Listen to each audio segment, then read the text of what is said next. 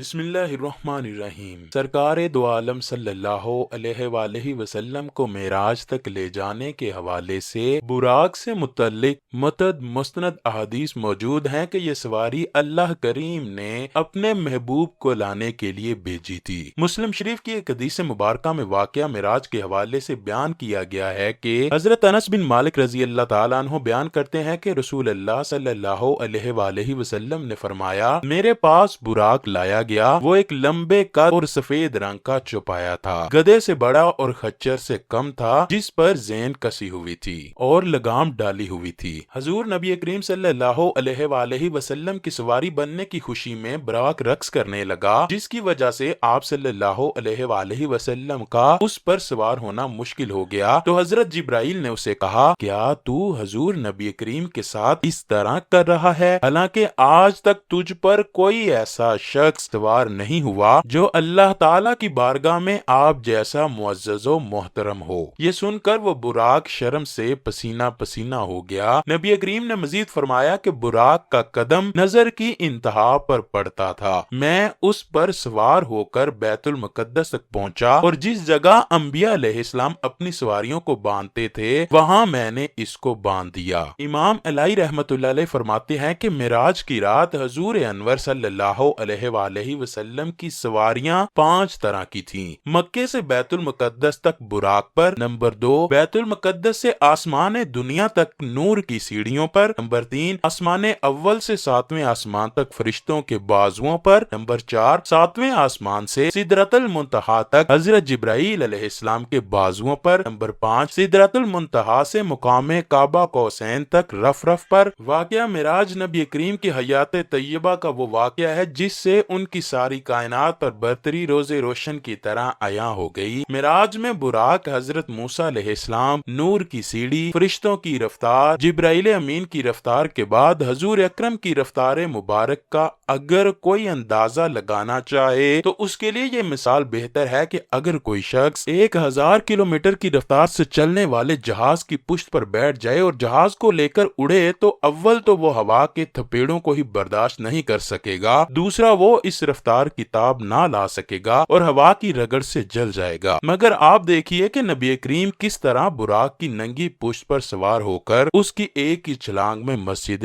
اقصی میں جا پہنچے۔ ناظرین گرامی، اندازہ کیجئے کہ اگر اس رفتار سے کوئی شخص گزرے تو اسے گزرنے والی چیزیں صحیح طریقے سے نظر نہیں آئیں گی اور وہ ان کو نہ صحیح طریقے سے دیکھ سکے گا اور نہ ہی پھر یاد رکھ سکے گا۔ مگر حضور کریم صلی اللہ علیہ وآلہ وسلم نے فرمایا، مسجد اقصی تک کے سفر کے دوران میں نے حضرت موسیٰ کو ان کی قبر میں نماز پڑھتے دیکھا، پھر فرمایا کہ وہ مجھ سے پہلے مسجد اقصی میں موجود تھے۔ یہاں یہ سوال پیدا ہوتا ہے کہ اگر براق اتنا ہی تیز رفتار تھا تو پھر حضرت موسیٰ نبی کریم سے پہلے مسجد اقصی کیسے پہنچے؟ اس کا جواب یہ ہے کہ نبی کریم اپنی رفتار سے جا ہی نہیں رہے تھے، وہ تو براق کی رفتار سے سفر کر رہے تھے، جبکہ حضرت موسیٰ مسجد اقصی میں نبوت کی رفتار سے پہنچے۔ مسجد اقصی سے آگے نبی کریم صلی اللہ علیہ وآلہ وسلم نور کی ایک سیڑھی کے ذریعے پہلے آسمان پر پہنچے اور پھر وہاں سے فرشتوں کے پروں پر 7ویں آسمان پر، وہاں سے سدرۃ المنتہا پر جبرائیل امین کے پروں پر، اور وہاں پر جبرائیل رک گئے۔ اس سے آگے جانے کے لیے ایک سبز نوری تخت لایا گیا جسے رف رف کہا جاتا ہے۔ وہ پھر اس رفتار سے گیا جو سابق ذکر کردہ 4 صورتوں سے زیادہ رفتار تھی۔ پھر ایک مقام پر رف رف بھی رک گیا۔ اب 5 مراحل اپنی انتہا کو پہنچ چکے تھے۔ یہ حضور صلی اللہ علیہ وآلہ وسلم کی ذاتی رفتار نہیں تھی، ذاتی رفتار اس کے بعد شروع ہونے والی تھی۔ وہاں پھر حضور صلی اللہ علیہ وآلہ وسلم کو آواز آئی کہ پیارے رک کیوں گئے، آگے آئیے۔ حضور صلی اللہ علیہ وآلہ وسلم نے ایک قدم اٹھایا۔ اب فاصلہ کتنا طے ہوا؟ ایک قدم کا ذرا اندازہ کیجئے کہ مسجد حرام سے لے کر مسجد اقصی تک براق نے جتنا فاصلہ طے کیا، مسجد اقصی سے لے کر پہلے آسمان تک نور کی سیڑھیوں نے جتنا فاصلہ طے کیا، اور پہلے آسمان سے 7ویں آسمان تک، پھر وہاں سے سدرۃ المنتہا تک جبرائیل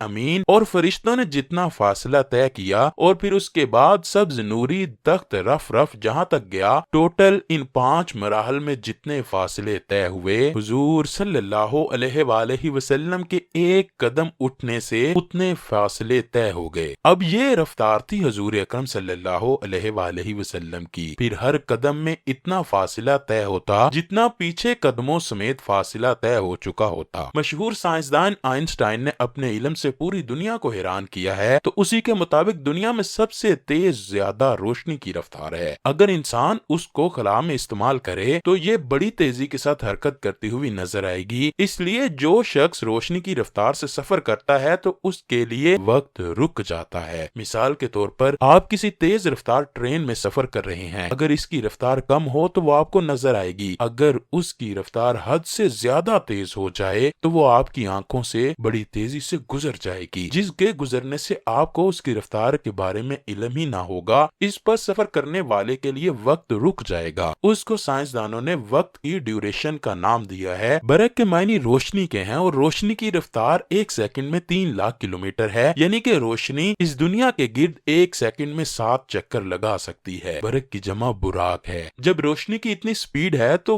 براق کی سپیڈ تو روشنی کی سپیڈ سے کئی ہزار گنا زیادہ ہوگی۔ جب اللہ پاک نے نبی اکرم کو معراج پر بلایا تو یہ سب اتنی رفتار سے ہوا کہ جیسے دنیا تھم سی گئی، کیونکہ جب آپ واپس تشریف لائے تو حضور اکرم کا بستر تک ٹھنڈا نہ ہوا تھا۔ اکثر ہمارے ذہن میں یہ سوال پیدا ہوتا ہے کہ جب قیامت برپا نہیں ہوئی تھی تو پھر حضور اکرم نے سفر معراج پر جنت اور جہنم میں لوگوں کو جزا اور سزا میں مبتلا کیسے دیکھ لیا؟ آئنسٹائن کی تھیوری کے مطابق اگر کوئی شخص روشنی سے زیادہ سپیڈ کے ساتھ سفر کرتا ہے تو وہ ٹائم ٹریول کر کے مستقبل میں جا سکتا ہے۔ اس کے علاوہ حدیثوں میں بھی یہ ذکر ہے کہ نبی اکرم نے 7ویں آسمانوں کے دروازوں کو ایک ایک کر کے عبور کرتے ہوئے اللہ کریم تک پہنچے۔ آج سائنس بلیک ہول کے بارے میں جانکاری پیش کرتی ہے، لیکن یہ بات اللہ کے نبی نے 1400 سال پہلے ہی بتا دی تھی، کیونکہ اس وقت نہ تو کوئی پیمائش کرنے کے لیے پیمانہ تھا اور نہ ہی کوئی سائنسی آلات موجود تھے جس کی وجہ سے وہ پیمائش کر سکتے۔ کچھ روایات میں آتا ہے کہ براق کے 2 پر تھے۔ یہ بات انتہائی غلط ہے۔ یہ سب ہندوؤں کی پھیلائی ہوئی باتیں ہیں کہ براق کے 2 پر تھے۔ ہندوؤں نے یہ باتیں محض اس لیے پھیلا رکھی ہیں کیونکہ وہ ایک ایسی دیوی کی عبادت کرتے ہیں کہ جس کے 2 پر تھے۔ اب اسی طرح کی باتیں ہمارے مسلمان بھائیوں نے بھی براق کے لیے گڑ لی ہیں۔ اس کو ہم سائنسی طریقے سے سمجھنے کی کوشش کرتے ہیں کہ اگر یہ بات سچ ہے کہ براق کے 2 پر تھے تو آسمان کے بعد خلا شروع ہوتی ہے جہاں ہوا موجود ہی نہیں، تو اس جگہ کو براق نے کس طرح عبور کیا ہوگا، کیونکہ وہاں تو ہوا موجود ہی نہیں۔ اگر براق نے پروں سے اڑنا ہوتا تو وہ خلا میں سفر ہی نہ کر پاتا۔ اسی طرح ہندوؤں نے یہ باتیں بھی بنا رکھی ہیں کہ براق کا چہرہ ایک خوبصورت لڑکی جیسا ہے، جبکہ ایسا ہرگز نہیں ہے۔ ناظرین گرامی، سفر معراج کو کافی حد تک آج کی سائنس نے تسلیم کر لیا ہے، اور اب وہ وقت دور نہیں کہ جب ساری دنیا ہمارے پیارے نبی حضرت محمد صلی اللہ